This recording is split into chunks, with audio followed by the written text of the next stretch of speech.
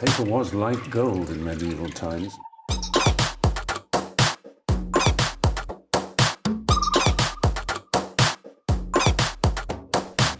Oh, not tobacco, sugar. That everything we thought we knew about the world might turn out to be completely wrong.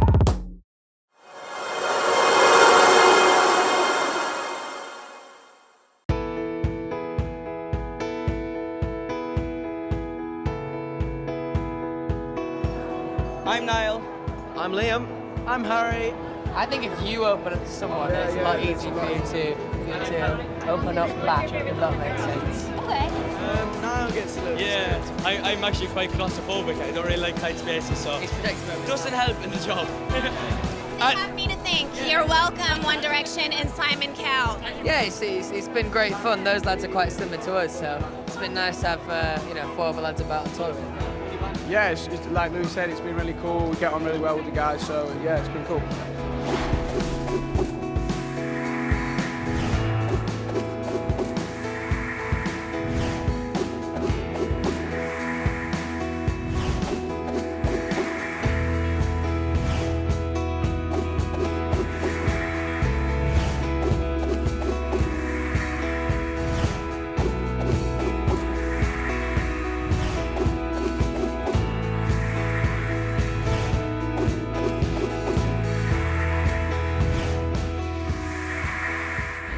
British group One Direction has brought the boy band concept back to center stage in America and across the world.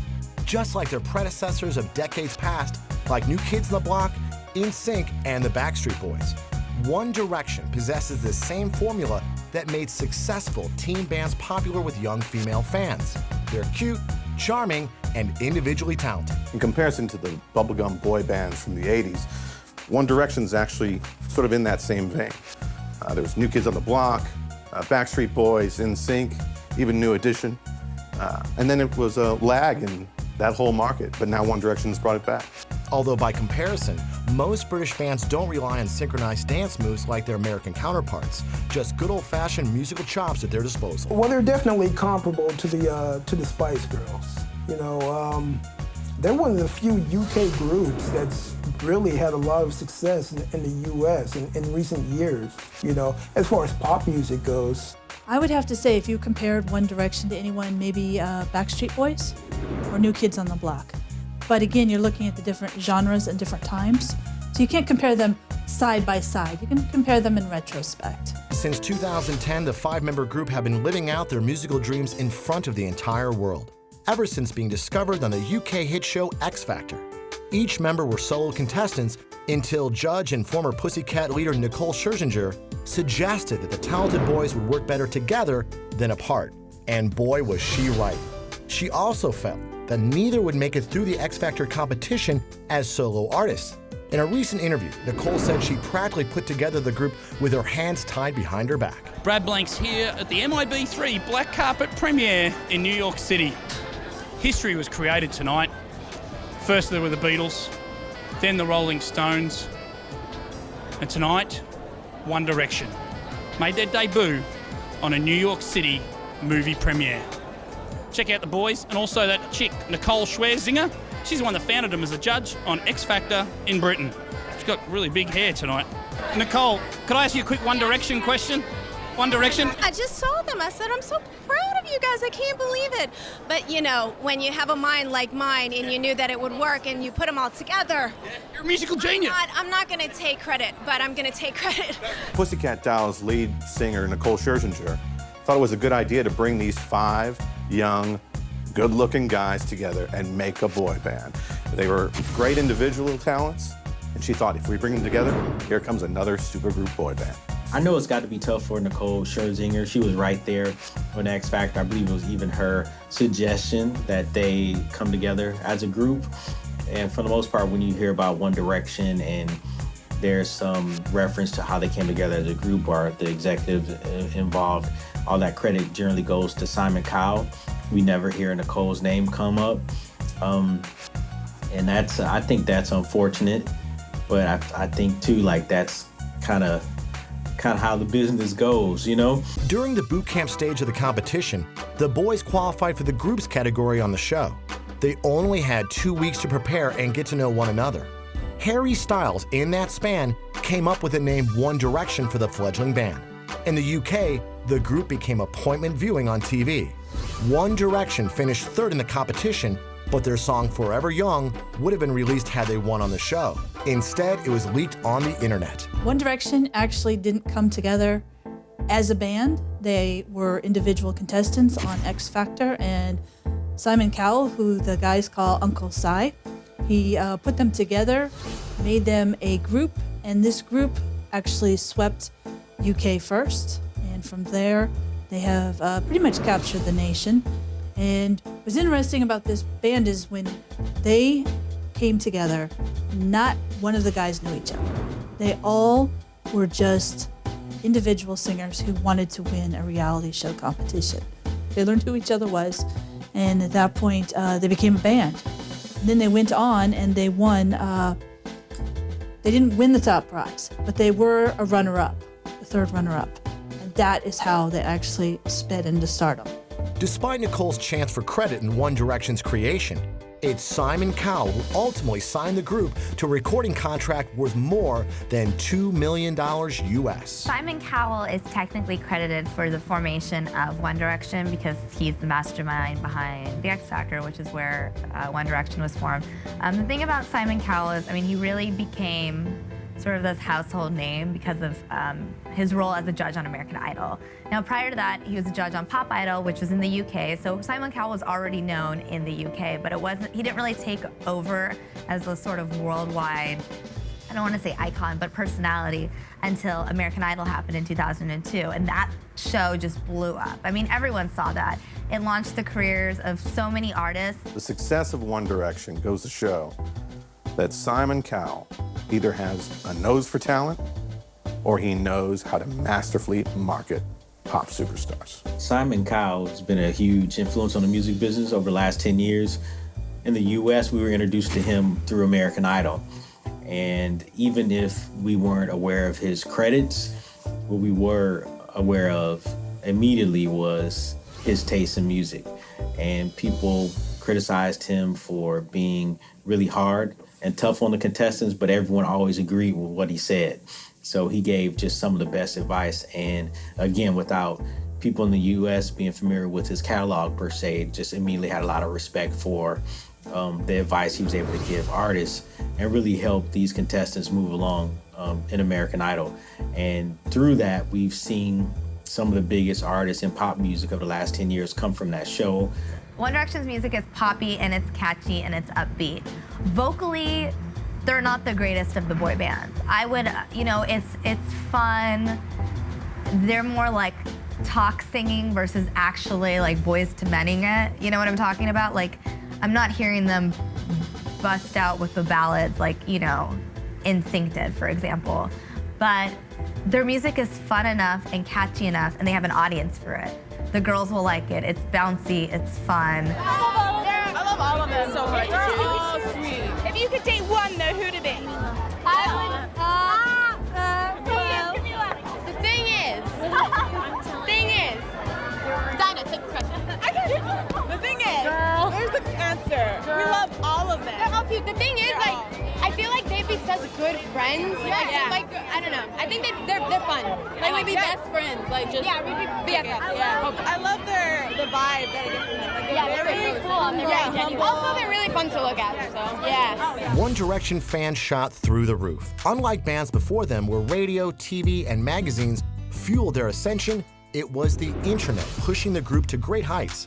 Following Justin Bieber's blueprint, who used social media to get ahead of steam, One Direction took it one step further. In the United States, the group was a mystery to anyone over the age of 26. Yet their popularity among the very young and tech-savvy crowd was unprecedented. One Direction's success is bubbling beneath the surface. They're really started a grassroots following online. They're not plastered all over billboards. They're not on TV all over the place. They will be soon. They're getting bigger and bigger. And they have a huge following.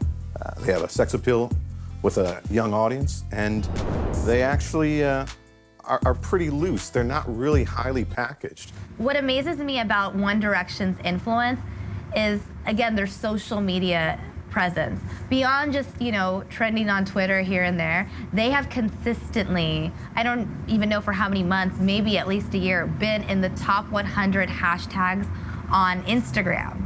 It's one of those things where it's like you can search the One Direction hashtag One Direction on Instagram, and literally all these photos will pop up, and they're not even of One Direction. They're like of shoes and food. People just hashtag One Direction nonstop because they know that's what people are searching for.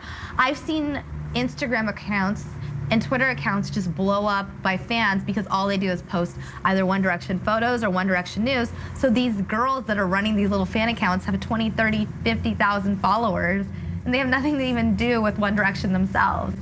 The one thing that One Direction does on social media that other artists don't do is that they actually use social media personally. A lot of artists right now have a platform where their name is blah, blah, blah, and they tweet out, but it's not them tweeting. Everyone knows that One Direction is tweeting themselves. And I think that's a really big issue right now. You could be one of the biggest superstars, but if you aren't tweeting yourself, no one's gonna really care. It's just a generic sales pitch. I think social media was a big part of launching the careers for One Direction, the same way it's been for Justin Bieber and Lady Gaga and all these other pop stars, because so you take One Direction and you have them on this TV show, The X Factor, and people get to watch them from inception. And there's immediately an opportunity for the fans to go online, to start talking about the artists, to find other fans and to, form, fan groups. And then the artists also have a platform to share information about themselves, not just information about their music, but their personal lives and their daily habits, and those are things that people just love, and it just makes people gravitate to them even more. One Direction has a huge fan base, and they're all online. The guys in the band are online, so there's a connection that they have with their fans that other recording artists in history have not had. They actually get to know these guys on a personal basis because of this social media connection. Can I lick your face? Yeah. You've been sent. I got sent a Borat mankini once. That's pretty weird. I wore it. Yeah, I did wear it. I wore it around my house while I was doing a spot of cleaning. While the cleaner was there? Yeah. Was it comfortable? Very comfortable. I got a nice breeze. Very free. Niall was sent a little lamb. Real one? By some woman called Mary? What did you do with it? You lost it. He's got it in his back garden. It's in my back garden, yeah. He's trained it up for the Olympics. When it comes to the fame on One Direction, it's interesting. When it comes to fame on Twitter, the most famous One Direction man is Niall Horan. Second is Harry Styles. Those are the two big top.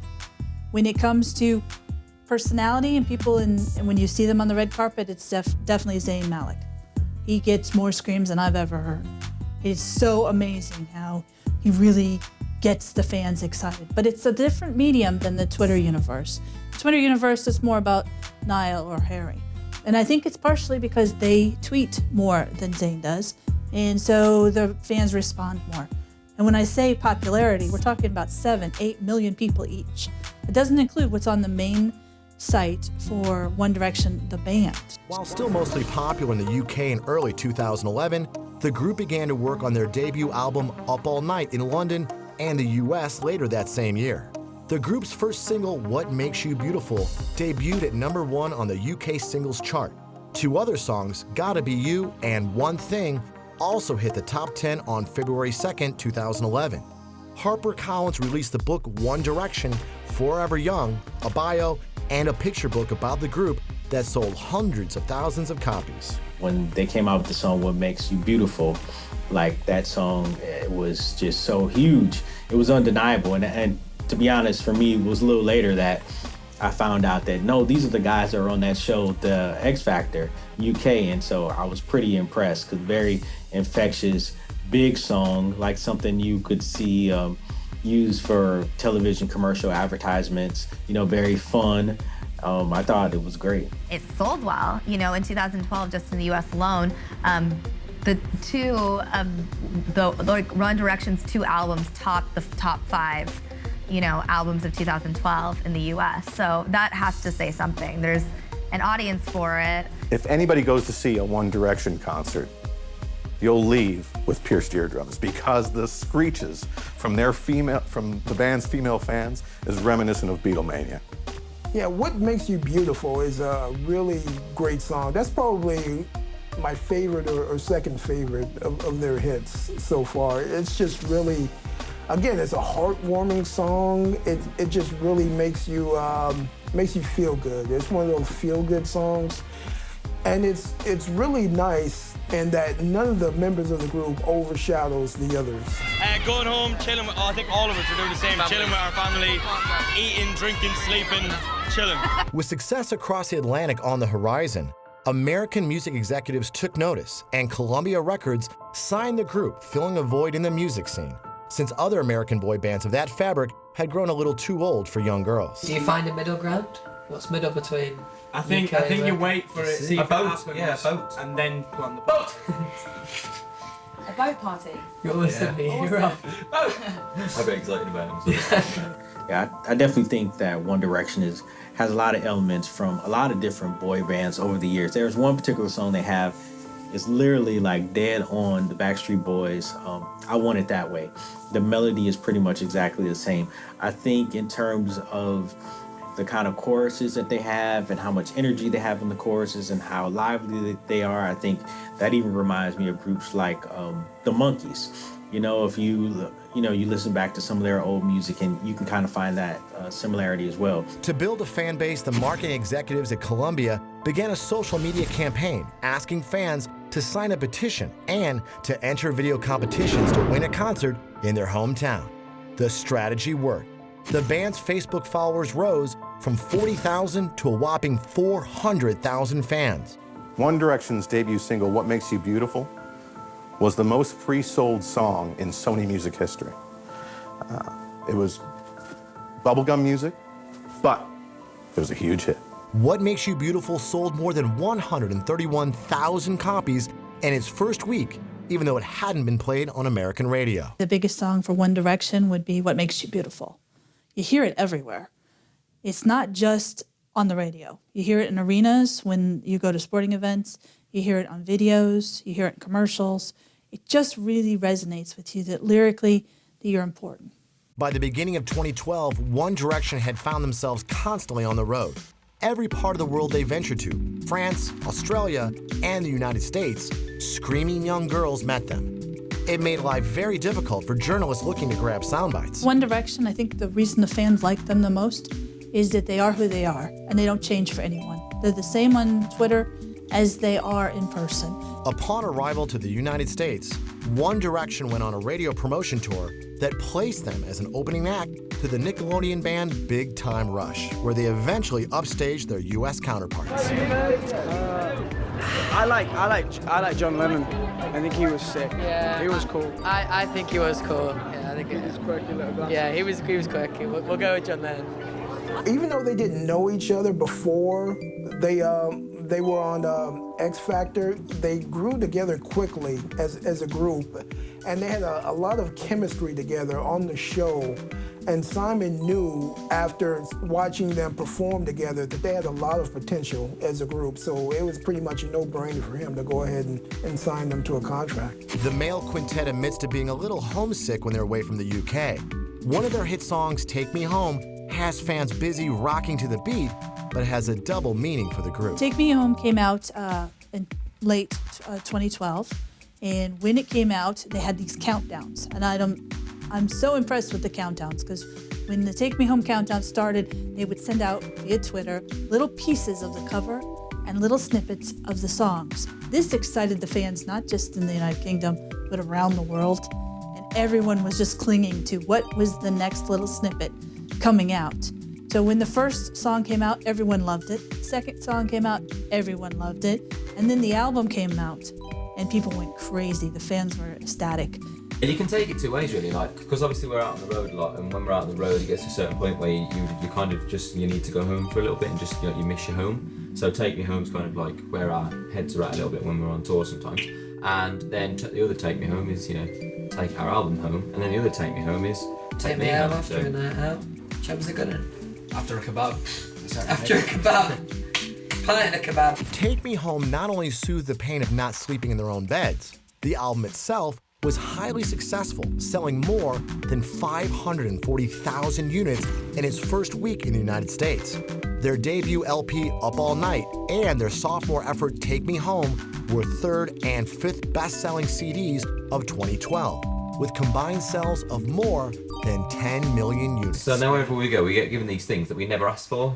And it's always like a plate of cheese. Yeah, it's just smelly, horrible, weird cheese. Yeah, like by the time you get in the room smells of cheese. Oh, yeah, we got a few stories. Now the Take Me Home tour is coming up, and this is the first time that One Direction is going around the world in arenas, which to hit that capacity is amazing. And it all started because the Madison Square Garden sold out so quickly for their show there that they decided to push it on and do a massive tour. And all through 2013, they will be out on the Take Me Home tour. And there's a 95% sold out on this tour. I would describe One Direction's music as a boy band as really fun, upbeat, lively, energetic. One of their most popular tracks off the Take Me Home album is Live While We're Young, a catchy sing-song tune that's helped the group maintain their dominance over the airwaves and downloads. The song celebrates youth and living life to the fullest. I play the guitar. Loving it. I play guitar on the song as well, actually. Niall never stopped. Yeah, to be fair, we need to push that more, because you haven't even mentioned it in the interview. I keep forgetting. I play guitar on most of the, about 5 or 6 songs in the album. Yeah, actually, which I think is wicked. Which is pretty cool. I'm very happy with it. So I play on Live While We're Young. But he doesn't stop playing guitar ever. No. He's still playing well, guitar. Well, just a regular busker now. Yeah, he is. No, that's what he does his own gigs. Yeah. One Direction song, Live While We're Young, is actually a pretty catchy tune. It's got that bouncy bubblegum pop feel that bands like Backstreet Boys and NSYNC have done years ago, and that music is still relevant today. I really like One Direction's song, Live While You're Young, because, and I think this is the epitome of why they're so popular. You know, like they get it. And so they're taking advantage of their youth and their disposition and everything. And with the song about this lifestyle, it really comes across in this song. We've started having a couple of meetings about kind of how everything that we want to do with the tour. Yeah. And I think that the last year's tour, we didn't really expect to be doing it for that long, so we kind of had to adapt the show to be able to do it in more places. And I think this time it's going to be nice, aiming for obviously like bigger venues and being able to just kind of shove more in, but not too much. When I've gone to different One Direction concerts as well as One Direction events, I've never seen nicer fans. These fans show up, they're really polite, they're really nice. I've been to other places and the fans aren't very nice, or they're in a hurry to get to the front, which to me is impressive, that the people who like One Direction are respectful enough to appreciate One Direction to be cool. Another really cool thing about One Direction that a lot of people don't know is when you go to their concert, they have a special section of time when they communicate with their fans. Now, you have full sold-out concerts. It sounds impossible to communicate with fans. What they do is they have a special hash mark, and what they do is they have a special hashtag on Twitter, and those people at the concert tweet their questions with the hashtag, and then for 15 to 20 minutes they answer these questions live in front of the audience who just asked the questions. This is remarkable. It's one of those things where you don't see a lot of personal interaction by performers who just show up and perform. So I think that connection is awesome. Anyone who's smart would strategically create any sort of business around One Direction, because the fans are there, they're tweeting about One Direction, they're Instagramming about One Direction. Like, that's sort of it. Honestly, people like to compare One Direction and The Wanted. I don't even really think there's a big comparison, because The Wanted is nowhere near talked about the way One Direction is. One Direction also performed in the closing ceremony of the London Olympics in the summer of 2012. With their brilliant performance in front of the entire world, their British invasion onto the world music scene had officially begun. So One Direction is a new version of the British invasion. I mean, the Beatles rocked the United States back in the 60s. In the 80s, the Culture Club was big. but there hasn't been really that many big English acts that have broken through in the United States. One Direction topped the charts, the Billboard charts, here in the US as well as the UK.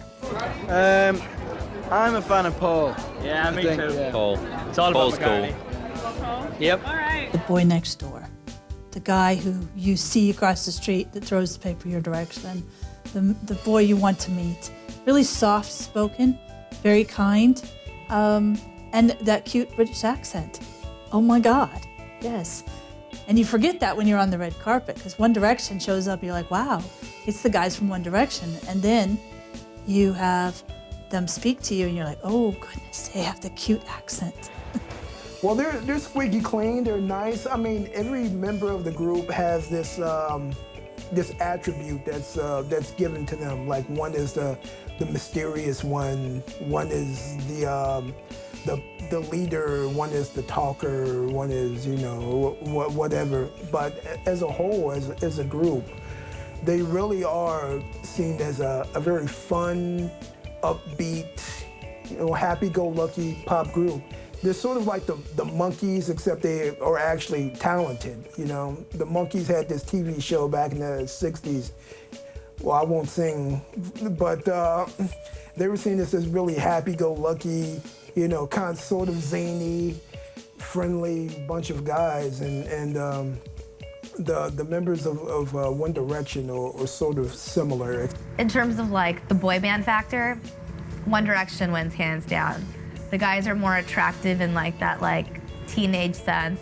They have great hair. I mean, they bring it when it comes to their appearance and their style and their swag. And they've done a really, really good job of keeping themselves in the media. Whether it's Harry Styles dating Taylor Swift or, you know, any sort of thing, like they have just a really huge dedicated fan base, and they've used social media to their advantage. They tweet enough, they interact with their fans, and they've done a very good job of like, you know, perfecting the whole boy band package.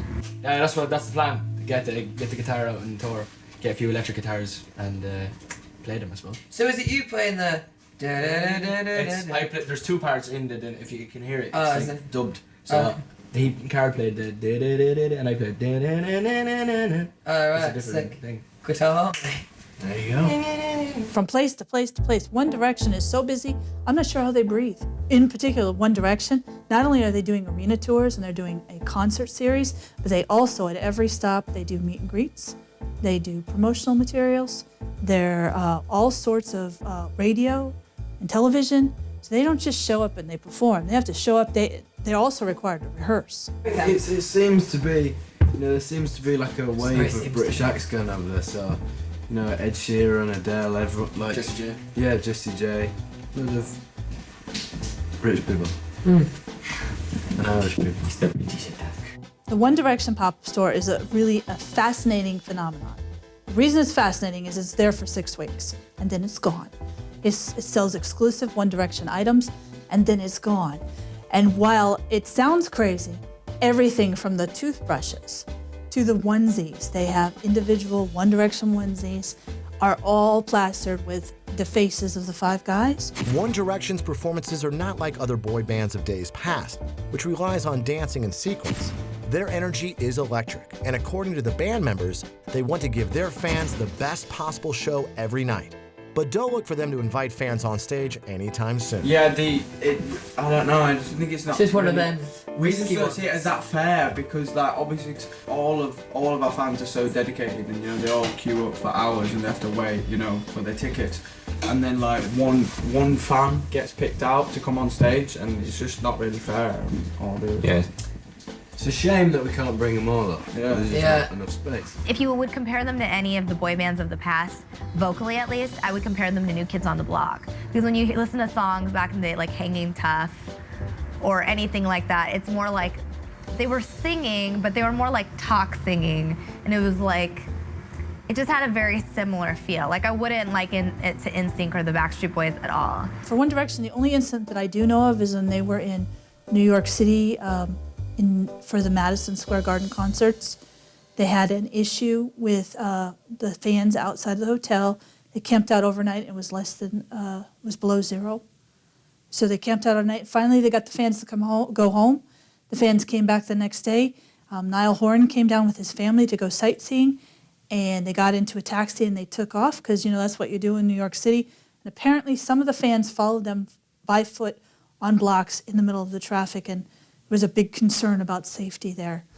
You know, the main thing we do every day is just enjoy ourselves, have fun. You know, they'll have the same like inside jokes and stuff, and just keep those rolling. I think. Keep doing what they're doing. While the entire world was enthralled in One Direction hysteria, the group's popularity wasn't all that big in the United States until they appeared on the Today Show on NBC. And like magic, they sold out Madison Square Garden. By the end of 2012, they had their own Pepsi commercial. So here's this band, One Direction. People had heard of them. They may have heard of a song, they may have heard the name. They weren't really sure of who they were, but they were kind of crossing over into the United States. And then the next thing you know, in a Super Bowl commercial for Pepsi, the band is alongside football star Drew Brees in this very big ad. And now the masses get to link the guys' faces with a song on the biggest media platform there is.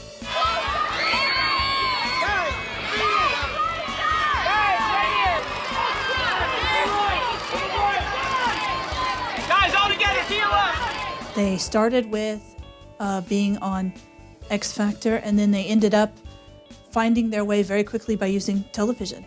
Television is a wonderful medium to push artists out there, and they really used that every week. They performed and did well. One Direction is basically 5 Justin Biebers, all in one. So they're going after the same demographic, so you can't help but to have a little friendly rivalry going on there with the young girl just going crazy over all of them. And I think with One Direction, in one sense, they have a bit of an advantage because there's 5 different guys. You know, you take a room full of young teen girls and ask them who's their favorite, and you know, they have 5 different choices to choose from. At the One Direction concert, I actually tweeted, and you know, they were answering different questions. It was something that was it was personable, it was real. And I remember the one time that I went, it was actually the second concert I went to, they were asking about socks. It's such a strange thing to be asking about socks, but I remember the fan wanted to know about the socks, and you could tell that it was a moment in time that they were actually talking to the fans and not just some random question, because they were like, where did you get the socks? So they said where they got the socks. So that's a really cool thing. And I think that personable reality is what people want to hear. They don't want a canned, hey, I've got a concert coming up. They want to know what you're eating for dinner. And celebrities are really needing to cater to that. I think Justin Bieber had to happen in America for America to accept One Direction. Because all One Direction really was 5 Justin Biebers put in a group and given to them, you know? Even though the group has blazed a trail all over the music industry, they've decided to jump into the movie game like other pop stars Katy Perry, Mindless Behavior, Snoop Dogg, and Justin Bieber.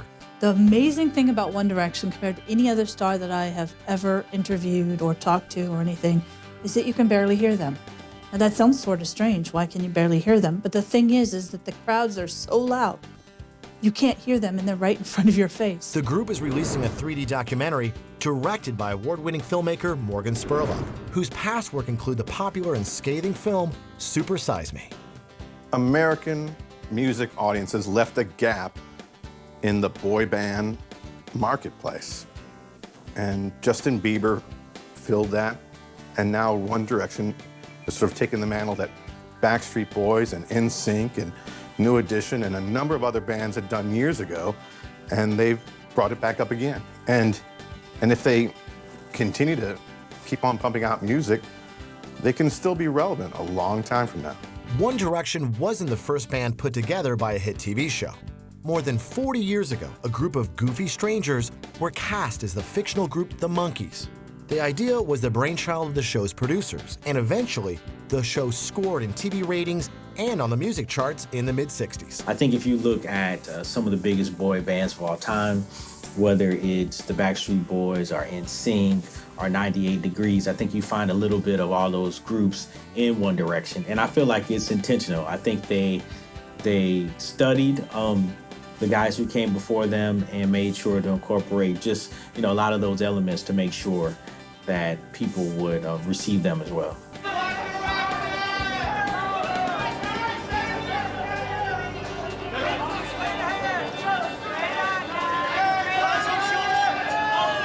Although the group's members weren't friends until they were competitors on The X Factor, they all seemed to gel cohesively as a band, born to play as one unit. One Direction's debut album, Up All Night, was the first album by a UK artist to debut on the US Billboard charts at #1.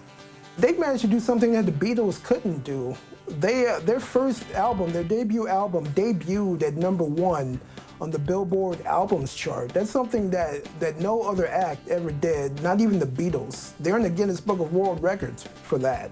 And that right there says a lot about their talent and a lot about their fan friendliness. One of the big differences between One Direction and their rivals, The Wanted, is that The Wanted, even though they're very popular as well, they seem a bit more pretentious. You know, when you see them in their videos, you know, they seem to like, you know, have this kind of air about them, like, yeah, you know, we're the hot boy band, we know the girls love it, you know, and they kind of have that bit of a disposition, where the guys in One Direction, you know, they seem more youthful, like they're just out having fun and having a good time. And to me, I feel like that's a major distinction between the two.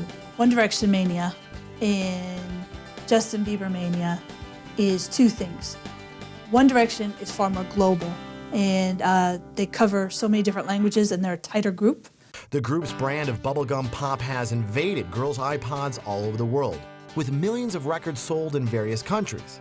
Even though the guys stay busy on tour, they still find time to play. Niall, how are you, mate? How you doing? What's going on, mate? Not too much, buddy. Just got in to watch this movie. Can't wait. How you doing, Chad? All right, how are you? How are the American women? Amazing. They're very polite. All right. Well, we learn a lot from One Direction then. The American women are very polite.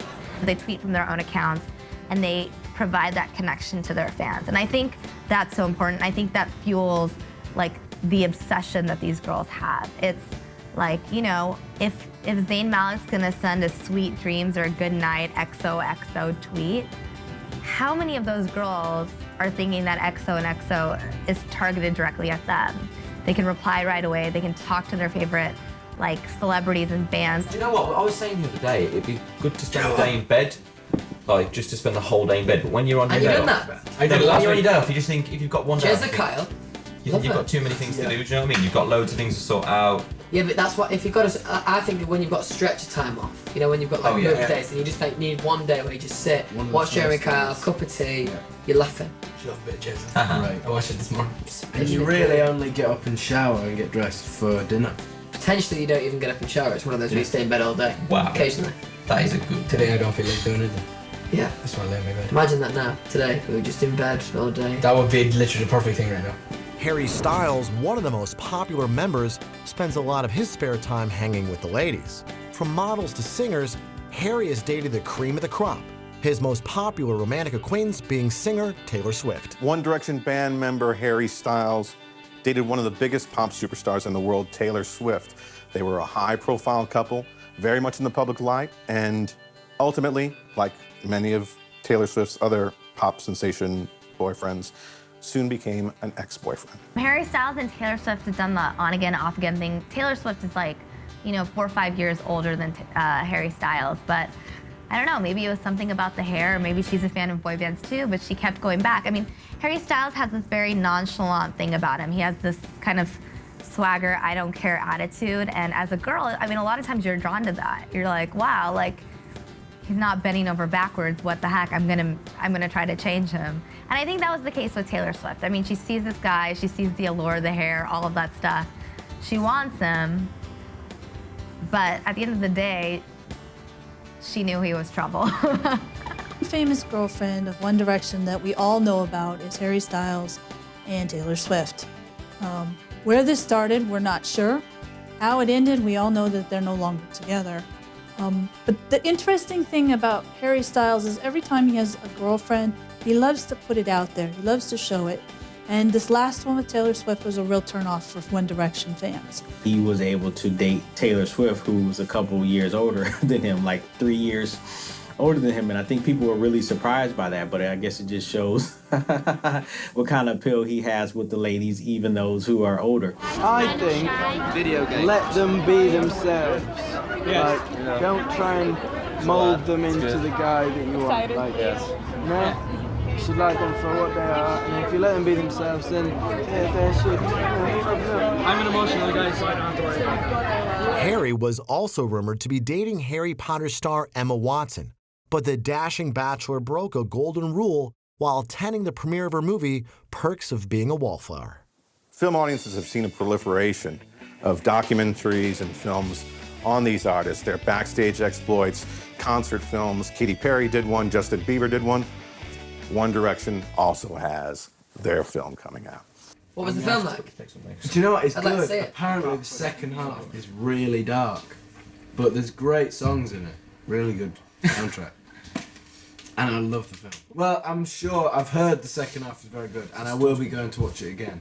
So Watch that's it now the and then second half. Twitter. Then just watch the second half of the movie. Alright, but it's not out yet, so I can't watch it right now. Sorry. Did you go with Grimmy? I heard him talking about it. It's not ready. Yeah. The rest of the guys aren't far behind in the dating department, with Liam being the exception. Liam first met his current girlfriend, Danielle Peaser, when he was performing in the X Factor in 2010. She was a dancer for the show and danced behind the group One Direction on many occasions. They literally have taken over. They're just, I mean, but at the same token, they're just like the boy bands of yesteryear, where like people would line up 2-3 days in advance in Times Square just to stand outside of the TRL building to hold up a sign to say, "I love you, Justin." I'm like, sorry, Justin, but I don't love you that much to stand in 30-degree weather. That's a commitment. One Direction is genuinely happy. They love to prank each other.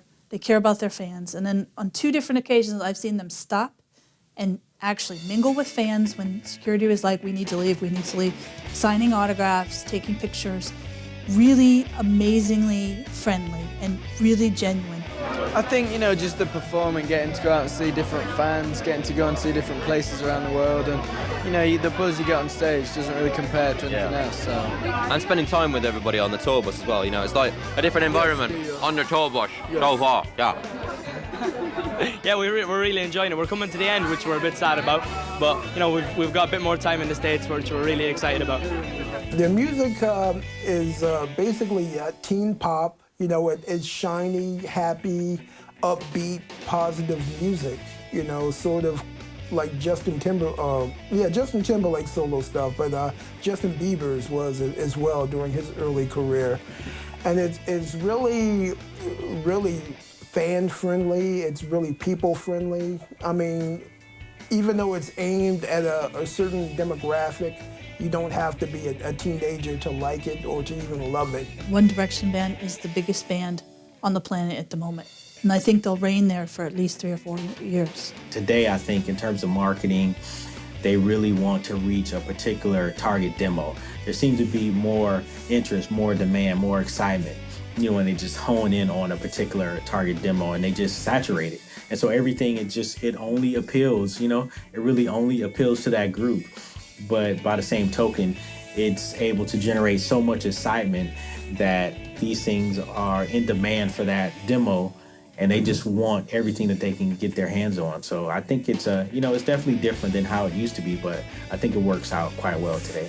With One Direction still the world leaders of fan adoration, there are other groups new and old vying for the mantle. The newly created boy group The Wanted is an American band designed specifically to compete with One Direction. One Direction has also been compared to British punk band McFly, who've been together since 2003. Harry just cycles all the time.